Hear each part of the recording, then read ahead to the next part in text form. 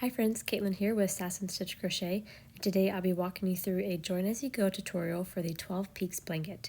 This pattern is in my new crochet book, The Art of Crochet with Sock White Yarn. And this tutorial, the photo tutorial, you can find on page 119, but photos can only speak so much, and this is a more complex join, so I wanted to provide a video as well. So this red triangle is going to act as my panel 1, and this blue triangle is going to act as my panel 2. So per the instructions in the pattern, I have finished the first 5A row repeat. I've just completed that. And so now I'm going to remove my hook.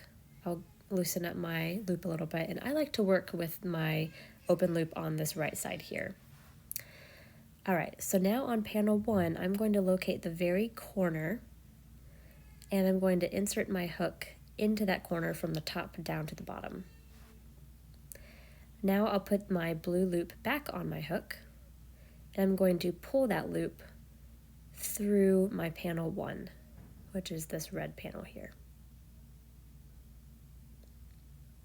Now I'm going to chain 1. I'll loosen up on my loop, and I like to put my index finger in my loop to just hold its place so I don't lose it. Now I'm going to look for the next row on my panel 1 to join this loop to. So if you'll look where I have this first join here in the corner, that's this row. So now I'm going to go up a row, and I'm going to insert into the end of that row here. I'll put that loop back on my hook, and I'll pull it through. Okay, now we're ready to continue on with the next row. And this row starts with a single crochet 2 together. So we'll insert into the first stitch and insert into the first chain 1 space and pull through all 3 loops. Now you can continue working this row as normal. We're going to work this row and the next row. You always work 2 rows before you complete another join. So go ahead and finish this next row, and then work all the way back over to the join, and I'll help you with the join again when we get there next.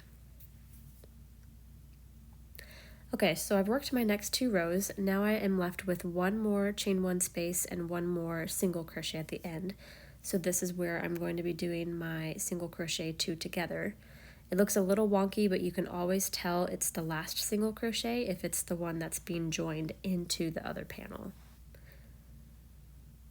Okay, and then I like to go ahead and flip my work over. That's just easier for me for some reason. So I'm going to loosen up my loop, remove my hook, keep hold of that loop. And on my panel 1, again, I'm going to go up a row. So let's see, where did I connect to last? Let me zoom in a little bit. I also want to show you, you'll see every other row, there's the same look of the end stitches. And then on the opposing every other row, those will also have the same look. Rewind the last 10 seconds if you need to watch that again, but keep that in mind. You're always going to be joining to one of each of these rows every time you come to a join point. So I just joined into this row, so now I'm going to go up a row and join to the end of here. Insert my hook from top to bottom. Put my live loop back on my hook.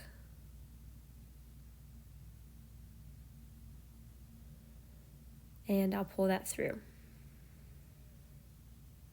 Now I'll chain 1, remove my hook from that, find the next row up, and the exact placement is not crucial as long as you're only moving 1 row up at a time. That's all that matters. But the number of loops that you grab in between these panels is not extremely crucial.